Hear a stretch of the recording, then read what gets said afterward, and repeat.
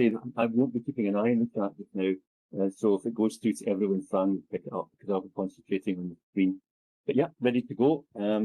So good morning, everyone. Welcome to the session. As Fran said, I'm Stuart Hamilton from Business Development. Now, my plan today is to go through a brief PowerPoint presentation, first of all, of the steps that you need to go through in order to find this contract and then to register for it. And then I am going to go online and do it in real time. So the reason I like to do that is simply I think that it lets you see the process twice. Also, it's easier, maybe it's faster to refer back to a screen, a PowerPoint screen later on when you get the files if you're looking for something specific.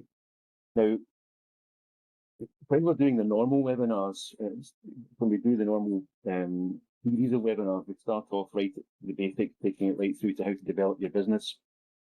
And people progress through the webinars that we've been running over the last several years, and we run every year. But I don't know how much experience everyone on the call today actually has of public sector tendering. Some of you may be very experienced and just want information about this particular contract. But some of you may be coming to this for the very first time, so I'm going to take it really from basics. So for those of you who know what you're doing, please bear with me just for a short period because I don't want to leave anybody behind. I'll take it right from the basics as to how to register on PCS, and we'll talk about some of these, what is a PCS and so on, some of these acronyms, and we'll take it through onto an online demonstration. So, the agenda is, I'm going to show you first of all how to, if you don't already know, how to register on Public Contracts Scotland, which we'll be referring to from now on as PCS. Show you how to find the contract notice for this particular contract, and then I'll show you how to register on the other portal, which is actually being used to submit this tender, and that's Public Contract Scotland-Tender, PCST. Now, for those of you who are not already aware of this, there are two portals that public sector uses for tendering. There are various reasons for that. An oversimplification of it, a simple way to say that PCS is usually used for smaller contracts and PCST for larger ones, but that's not strictly true. I see somebody's popping up to say the sound quality is not the best. I don't know if everybody's experiencing that. Can you hear me okay, Fran? Yes, it's actually fine for me. I'll carry on, and if other people are finding that they're having a problem as well, please flag it up and we'll see what we can do. Yeah, switch to dial in. If the sound's not clear for you, switch to dial in. I'll put the details back through the chat again. Thanks, Stuart. Right, okay, so I'll go back to this. So basically, there are two portals. There are various reasons for them. It's not true to say that PCS is for smaller ones and PCST is for larger ones, but it's a good enough explanation. But the fact of the matter is that all contract notices are advertised on PCS, even though the response is sometimes managed on PCST, and that's the case in this particular contract. I'll show you how to express an interest in the contract, show you how to access the contract documents, show you how to respond to the contract. Now, I can't tell you what you need to say, of course, because that's your area of expertise, but we can tell you what the kind of information that the buyer is looking for and what you need to do to satisfy these requirements by uploading everything. We'll mention the question and answer procedure as I go into the online demonstration. So I'll crack on with this short PowerPoint first, and we'll have a look at the response documents at the end as well. We'll get the URL for Public Contract Scotland, PCS, at the end of this presentation when you get the files. And this is the landing screen for PCS. This is where you'll come when you log in for the first time. Now, if you haven't already registered, you need to do so here. And that takes you through to the opportunity to register as a supplier. You can't register as a buyer unless you're going to be a public sector buyer, of course, but you'll be registering as a supplier. Now, the process for registering as a supplier is very quick. It's very simple. I'm not going to cover it here on the PowerPoint presentation because it really is very easy indeed. Simply register, use your email address as for your login, create your own password, put in some basic company information, and you're done. And that's as simple as that. It will take you probably 2 minutes, if that, to register as a supplier, and then you have an account that you can work with. After that, you registered, you would now log in with your email address and the password that you have chosen.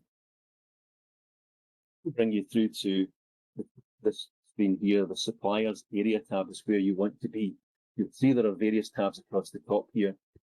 Really only ever need to be in the suppliers area tab, because if you want to search notices, you can do it down here in the latest notices link, and it actually takes you through to this tab. If you wanted information on buyers, again, if you search for buyers down here in this link, it takes you through to this tab. You won't have access to the buyers area, and the information and support is just simply videos and how to use the system. So you'll be working in the suppliers area, and what you were looking for is search for latest notices, and there are a number of ways that you can do that. This takes you through, when you search for latest notices, you'll see that the search notices tab is highlighted because it's brought you through to this particular tab. And you'll see that there are over 15,000 items recorded here. Now, this is everything that's in the system, from current opportunities, contract notices that you're looking for, to future opportunities, to past notices, to award notices. And clearly, you don't want to be sifting through 13,000. You want to go straight to the one that you're looking for. And the way we can do that is by filtering in a number of different ways.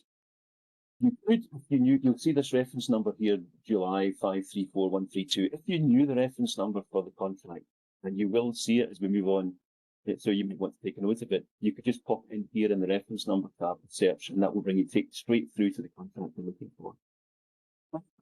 You don't have any information at all, so I put in physio, or physiotherapy as a keyword.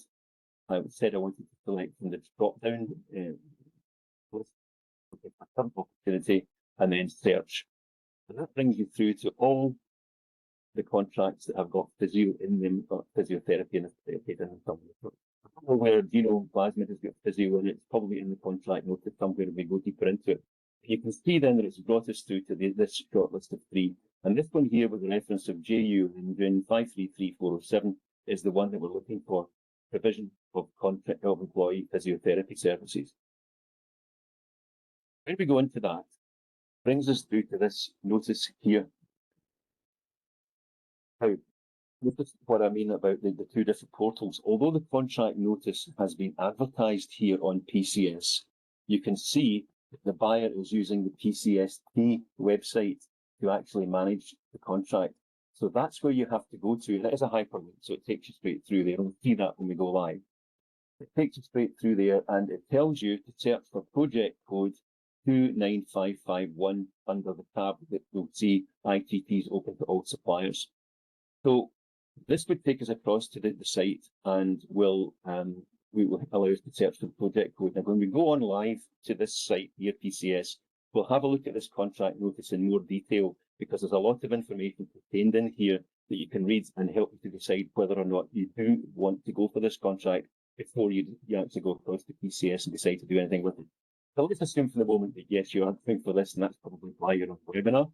So that takes us across then to the other portal, which, as you can see, if you're not already familiar with it, it's totally different from PCS. So this is PCS tender. And you do need to register as a supplier in here for this one separately. And you don't have to use your email address as a username. You can choose anything you like, and you choose your own password. Same process. It does ask you for a little bit more information than PCS does, but it won't take you long to register. But you need to remember that it's not registering for PCS does not register you for PCS tender, or vice versa. When you log into PCS tender, it brings you to this landing page. First thing I would do when I'm registered is I would go to manage my profile, and I would complete as many fields in there as I possibly could, because when you do that, save it, it populates all future contracts that you might want to bid for, and will save you an awful lot of time from answering questions repeatedly. But that's a simple process, and I'm not going to go through that now. But what you're looking for here is to go to invitations to tender, ITTs. And when you click on that, it brings you through to the two tabs. And the one we mentioned earlier was ITTs, invitation to tender, open to all suppliers. So this is the complete list of all tenders that are open at the moment. What we want to do is to search for the project that we were told about in the contract notice at PCS. If you remember, it said go to PCST, from this drop-down filter box, select project code, contains or equals to 29551. I prefer contains, by the way, simply because if you're typing in something or you've copied and pasted over and there's inadvertently you put a space in here, people won't find it. It contains will, so it doesn't make a big lot of difference, but I think contains is easier. So we're looking for project code contains 29551. Okay, that takes us through to the hyperlink for the contract that we're looking for. So all I've done so far really is get to the contract. And of course, if you're already used to using PCS and PCST, you won't have to bother with these registration steps. This is how you will get to the contract. You select the contract. It then brings you through to a short notice about the short description, I should say. Not as detailed as a description you get in PCS, which is why I recommend going there first and actually looking at the contract notice. Then go to express interest. And when you do that, it brings you through to another screen like this. Sorry, beg your pardon. Sorry. When you do that, it moves it across to the My ITTs section. So we were in the ITTs open to all suppliers. We selected the one that we're looking for. We expressed interest and moved it across to the My ITTs tab. This is it here. So now we're in a position where we can actually work on this tender. When you come to this page for the first time, this blue button will actually say intend to respond. It's just another step to make sure that you do want to proceed. So having clicked on intend to respond, it then allows you to work on the tender. Now, the first thing you'd want to do is to download all the buyer attachments to get all the documents that you need for the contract. So you would do that by going to this tab here. And then you have the ability to mass download the files if you want to do that. You can do them individually if you want to, but you can actually mass download them and take them across and put them into your laptop or your desktop. It saves an awful lot of toing and froing. So this is where you would do that, save it to your laptop, and then that gives you all the buyer attachments, all the documents, the specification, the invitation to tender, the declarations that you're going to have to make. They're all contained in here. Now, the last thing I want to mention in the PowerPoint before I actually go live into the tender itself online is to mention the Q&A, because the only way that you can make contact with the buyer if you want to ask any questions during this process when the tender has gone live is by using the messages function. We'll see it when I go online in a minute or two. It's not allowed to contact the buyer direct in any other way. So you have to create messages using the Q&A function and get the answers from that as well, and make sure that they're all anonymous, because the questions they are published, the answers are published for everyone who's tendering for the contract. So as long as you don't actually give away any of your own information, no one will know it was you that asked the question, not even the buyer, incidentally. So if that's okay, if everyone's happy with that at the moment, I'm going to go on to the portal now, and I'll go through some of the steps that we've just been speaking about. So this is Public Contract Scotland, Public Contract Scotland, PCS. So I'm going to log in as myself. I've got some dummy information in here, but it allows me to actually use the system and demonstrate it to you, of course. So I'm logging in as myself. And it brings us through then to the landing page that I mentioned before. Now we're working in the suppliers area. I could go to search notices, but I don't need to because I can use this link down here, latest notices. With a heads up, this site can be a little bit slow. So that's why I'm not going to go across the search notices just to prove my point. It's an unnecessary step. It can be a wee bit slow. It depends on what time of day you're using it. So we'll see how it goes. But if there's there might be a few moments of silence while I'm waiting for something to happen. So in the suppliers area, we go to latest notices. It's not usually too bad, to be honest with you, but sometimes we hit it at the wrong time of day. There are an awful lot of people working in the system, and it feels as if nothing's happening. And as you can see, it is. It always feels as if nothing's really happening when you're trying to demonstrate it.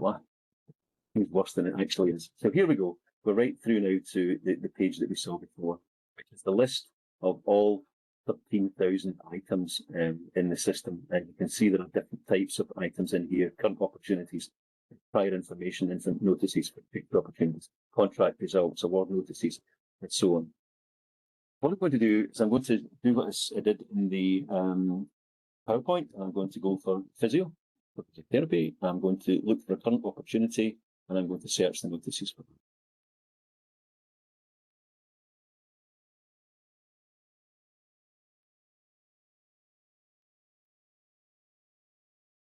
Oh, and we've got the same three because I did this yesterday, so nothing much has changed. So here is the one that we're looking for: SLC provision of employee physiotherapy services. When I go in, it will take me to this screen as you saw before. Now, before I go to visit the PCS tender, PCST website, I wanted to speak a bit about the contract notice for anyone that's not familiar with this, because there's a lot of information contained in here that you would want to know before you decide whether or not you want to tender. Now, the first thing to note is that the deadline is the 28th of July.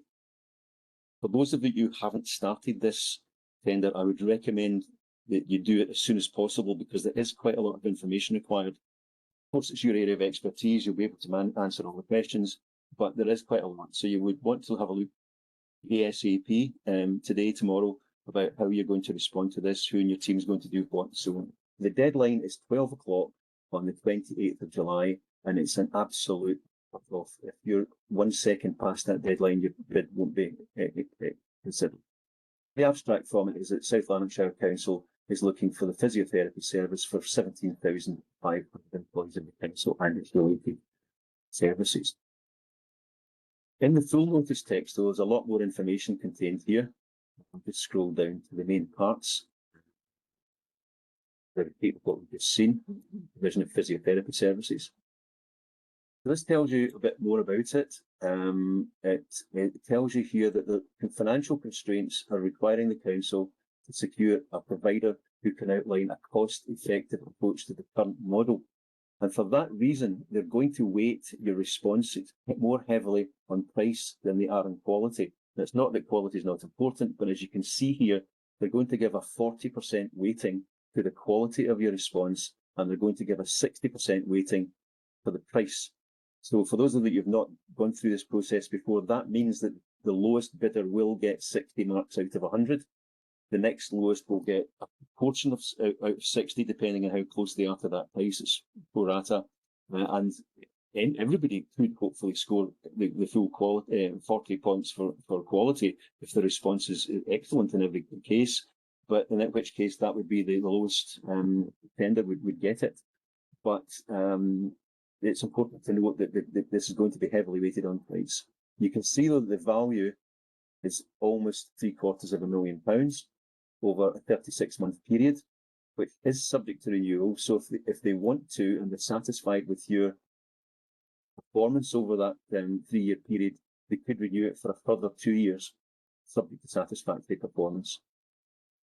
Then we've got some conditions. I'm not going to go through all these in detail. You need to read these yourselves, but some requirements in order to be able to participate in terms of economic and financial standing. For example, you need to demonstrate that you are profitable. So if you're making a loss, you would not pass that bar. I'm afraid you wouldn't get over that bar. So company needs to be profitable. It needs to be liquid, of course. And there are some questions around requirements around gearing and financial ratios and so on. So I'm not going to go through these, but you need to read them and make sure before you embark on submitting a tender for this, that you can meet all these criteria. There are some technical professional requirements as well, which I imagine you would be able to meet and so on. So this is the contract notice in its full, and I would recommend that you read that before you go any further. So then what you would do, I'm going to copy this 29591 and go across to the PCST site. Now, I've got 2 logins here. The reason I have is in order to get access to documents so that I could quickly do this demonstration for you today, I already had to register an interest to get access to them. So what I'm going to do is log in as myself at the moment, will take you through the process to the point where you would register your interest. Then I'm going to log out and log back in again using my other login where I have registered interest, because that skips a whole stage where I need to download documents and so on. And I'll show you the full process, but in 2 stages. I'm going to sign in first of all as myself. I'm going to go to invitations to tender. Brings us through to the ITTs open to all suppliers. I'm going to then go to the project code. And I'm going to say that it contains or equals 29551, if I remember correctly. Search. And it brings me through to this SLC provision of employee physiotherapy services. So I click onto that. It gives me this brief description, which is less information than you've previously seen in PCS.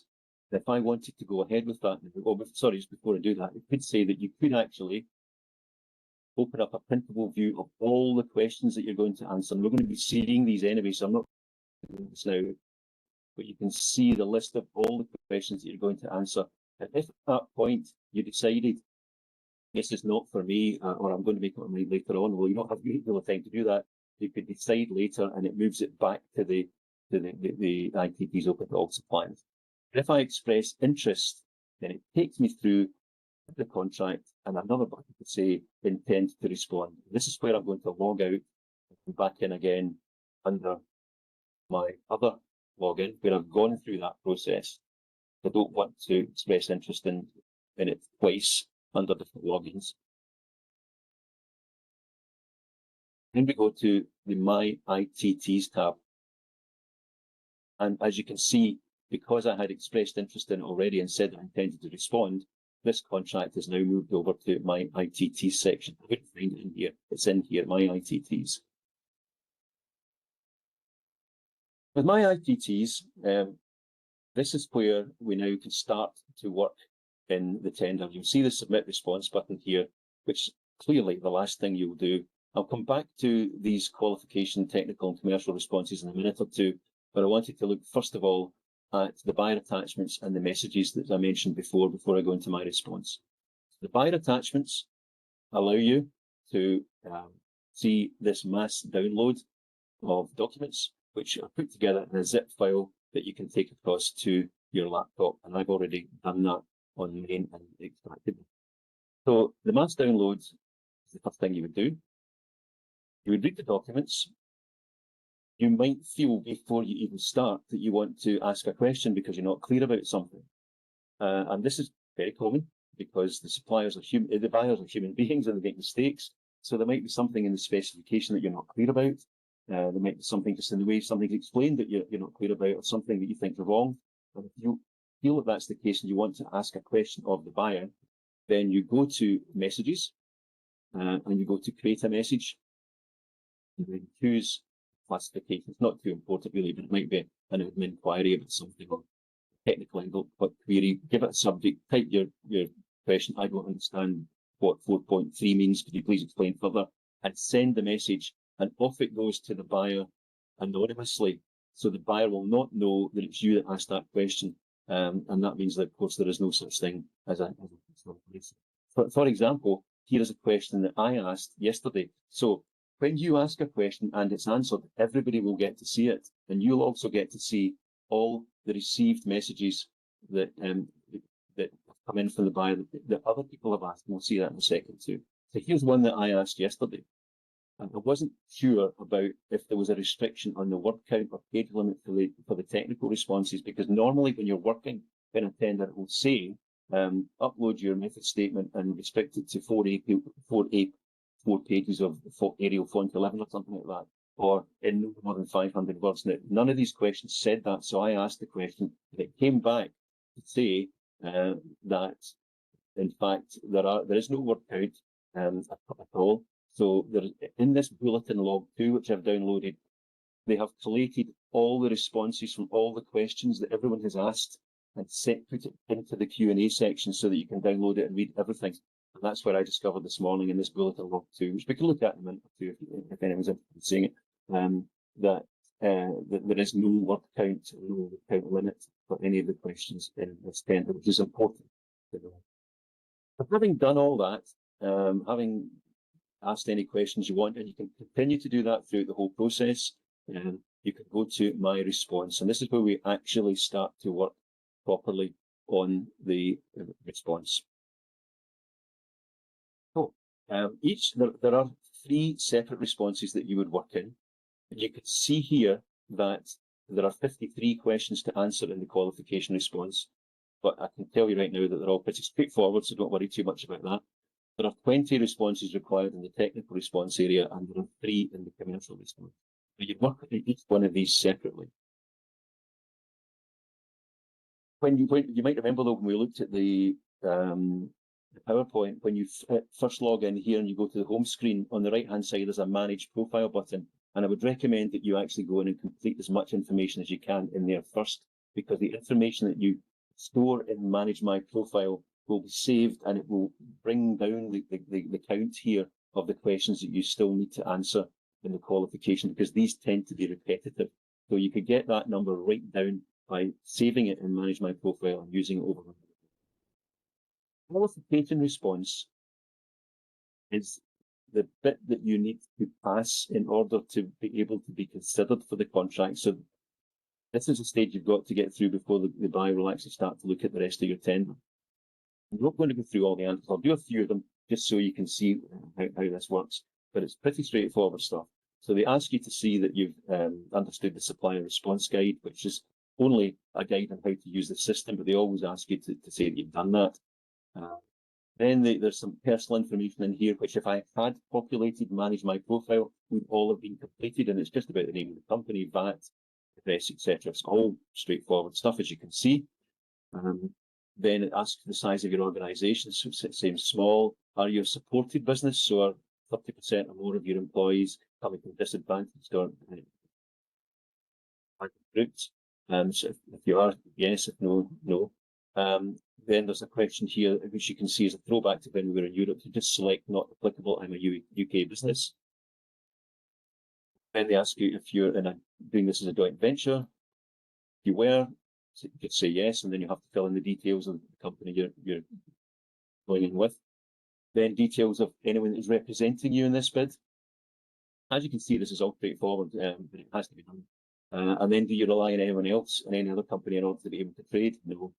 Do you intend to subcontract any share of the contract to a third party? Now, it's important to mention here, this does not mean will you use a subcontractor when you're delivering the contract at all. What it means is, do you going to subcontract a share of the contract to a third party, and that you would then be acting as a management contractor. So if you intended to win this contract and then give it to another company to run, that's what they mean by are you intending to share subcontract a share of the contract. So as long as you're only using affiliates or people to work for you, or who have self-employed contracts with you, that's okay, because you're still responsible for running the contract. Then there are a whole load of questions. I'm not going to go through all of these, about whether or not you are fit to trade. But have you ever been found guilty of conspiracy? Have you ever been found guilty of corruption? If you're answering yes to any of these, of course, you would be in business. So we go on to terrorism, money laundering, child labour, drug trafficking, any other offences under. Have you paid all your taxes? This is the one you want to watch out for, where you hopefully will be saying yes, you have. And have you paid your NI contributions? Yes. These are the only 2 yeses in this section, actually, because the rest should all be no. Employee Relations Act, breaking environmental law, breaking social law, labour law, or even bankrupts, and so on, so on, so forth. So it's going to scroll down quite a lot of these. As you can see, they're all going to be exclusions. Still at that. Then they ask you if you're enrolled in a relevant professional register. So yes, I mean that would be Companies House or and others. I mean your inspector, whatever it happens to be, any other registrations that you've got, you would put these in here. Then you would need to download this document here, attachment, an instructional attachment that tells you what they're looking for in terms of profitability, liquidity and gearing. And this document tells you what they're looking for and what ratios they're looking for in here. and you put the answer in here, it's a simple text box. Then they ask you questions about your employer's liability insurance. So you either say you have it, or you might say, no, I haven't got it at that level, because you might have a lower level of employer's liability insurance, but they don't expect you to increase your insurance unless you actually win the contract.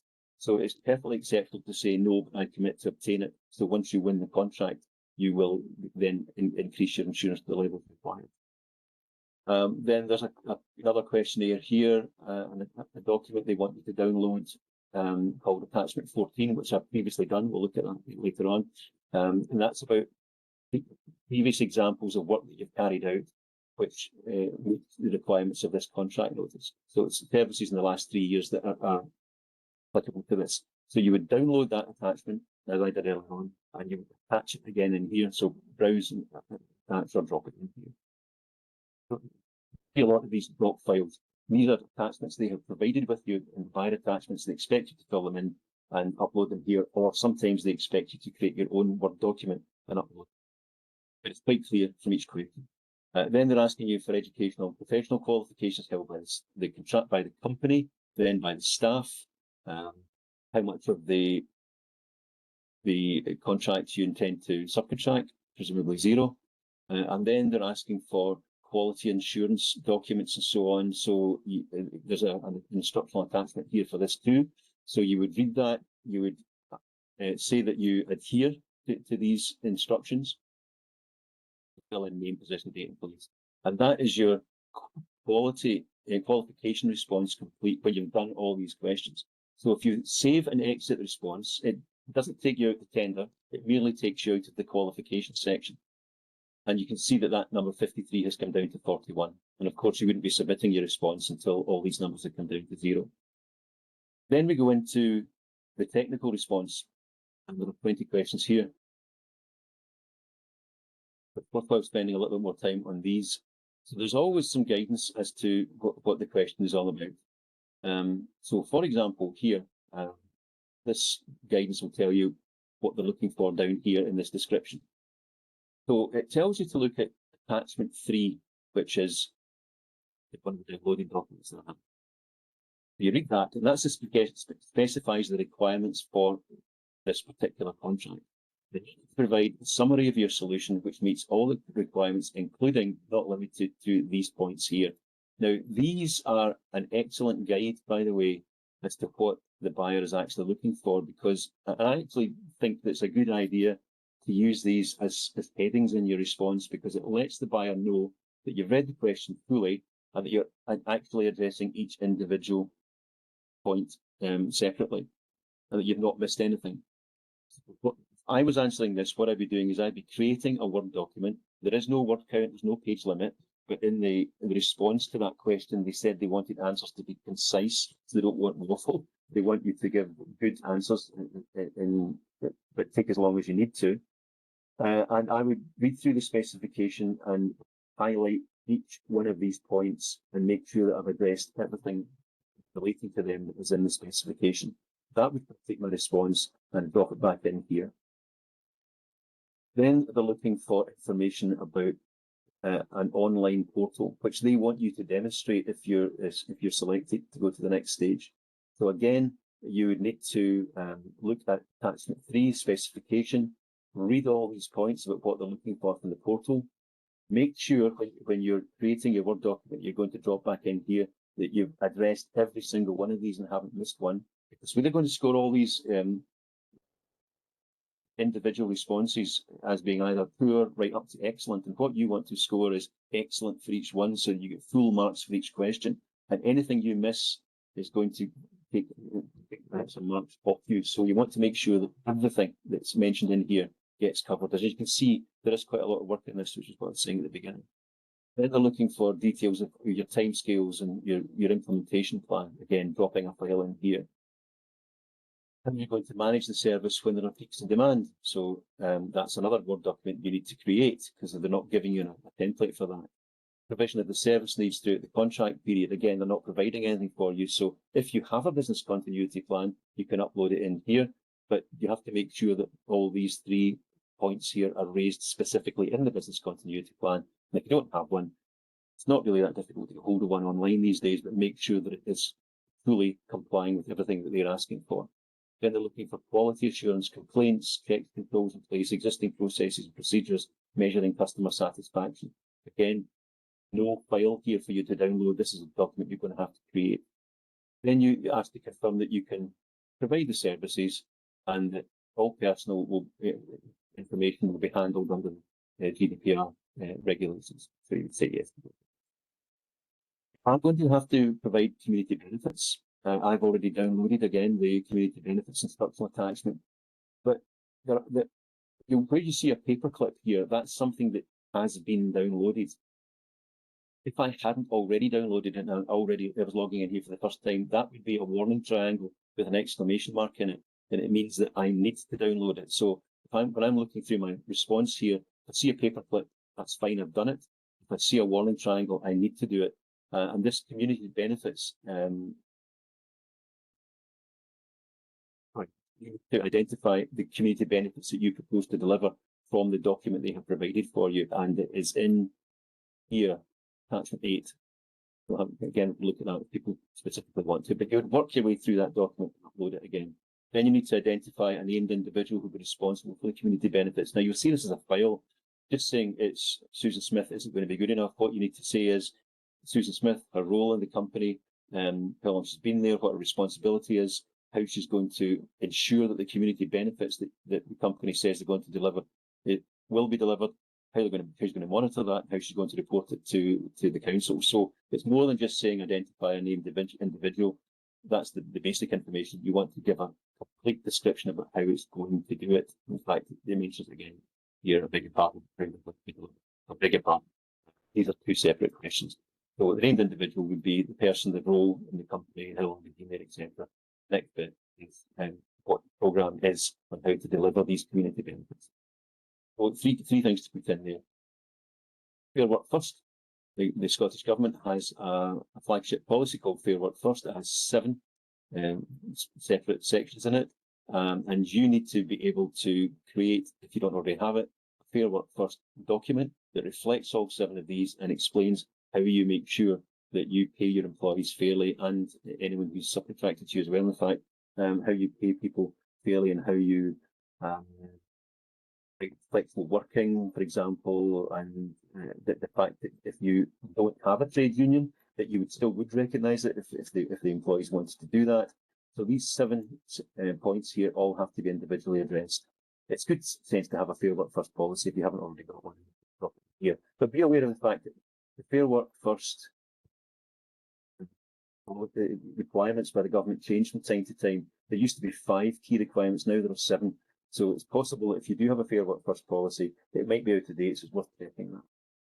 Then you need to say that it tells you that they will require you to publish a short statement on your website committing to Fair Work First, and you simply have to agree to that. Then you have to have a sustainability policy. And you need to, this covers all green issues as well, vehicle emissions, PPE, all that sort of thing.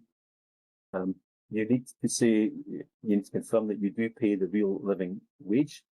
They ask you for an accredited living wage employer. If you are, that's good. If you're not, it's not going to go against you. As you can see here, that question is not scored or evaluated in any way. It's used for statistical reporting. So saying that you're not accredited is not going to mark you down, but they just want to know. Then they ask you a few questions about implementing IR35 and payroll activities and so on. So you answer all them. When you're finished, you can validate your response, and put that, I won't bother doing it just now, but it will highlight in red all the areas that you haven't answered the question, and then you can save and exit. Again, it doesn't take you out of the tender, it only takes you out of this technical response. Then you go to the commercial response. The commercial response consists of pricing schedule, which I again have downloaded. Now, worth mentioning here, I was looking at this earlier on, that in the system they say this is called attachment 5 pricing schedule. It isn't actually, it's actually attachment 4. Attachment 5 is something else altogether. So when I saved it, I changed that to attachment 5, and it's no big deal, but I'm just highlighting that for you because if you try and save it as attachment, if you try and save it as attachment 5, it isn't, it's attachment 4, it refers to attachment 4 when you go into it. So you drop that down, complete it, put your pricing schedule and drop it back up in here, and then you take your summary pricing from that spreadsheet and drop it in here. It populates the section down here, and then you add your form of tender, which is the formal declaration as to what you're offering to tender for this contract, which again is a download that's already been. Having done all that, you can save and exit your response. After all these questions, check for any messages that might have come in. And when these are all down to 0 and you're satisfied, then that allows you to submit the response to the buyer. Now, when you do that, it goes off securely and confidentially, and the buyer can't see it. So you're not giving away any commercially sensitive information at all. The buyer won't see it till the deadline goes past. But if you should decide that you wanted to make an amendment to that, then all you need to do is log back in, go to my ITTs, and again, highlight, click on the tender, bring it back up and edit your response, and you simply go to the single question that you want to change. You see your simple answer that you want to change it and submit again. And you can submit your tender as often as you like. There is no restriction to the number of times you can submit it because each one will override the other. And the only one that the buyer will ever see is the one that's there at 12 o'clock on the 28th of July. So, come out of this for a moment, because unfortunately this site does tend to quite quickly anyway. So, we'll go to some of the documents that we see here. So, on the downloaded attachments that we did the mass download at the beginning, there are a number of declarations. I'm not going to go into them. They are simply a matter of opening them up, reading them, and making sure that you're happy with them, and uploading them to the relevant place in the. There's the instructions to tender. There is a document that tells you how they're going to evaluate the tenders, how they're going to score them. That's the 60/40 I was talking about earlier on, and how they're going to score each individual question. There's the specification, there's the pricing schedule, the T's and C's, your actual offer to tender, which is one of the documents we saw at the end there you have to upload. There are some documents here for information as well, like supplier performance appraisal, how they're going to measure your performance throughout the contract. And then there's others. I'll come back to community benefits in a minute. Stuff about create zip files and things like that. This is attachment 11, which is the free text response template that they ask you to use on a number of occasions. So all that is document that they want you to use in order to answer questions where they've provided you with that template. So you need to put in your supplier name, the question reference, the question description, and the response. When you're uploading it, it goes into the attachments. So there's the technical experience document, attachment 14, which we mentioned earlier on. So this is the template to answer the companies you worked for in the past, which are relevant to this contract. So the name and address, the contact details, the value, the start date, the end date. They are looking for a minimum of 3 and a maximum of 5. So clearly, if you can put in 5, that's great. You don't need to, though. You can get, but you do have to put in 3.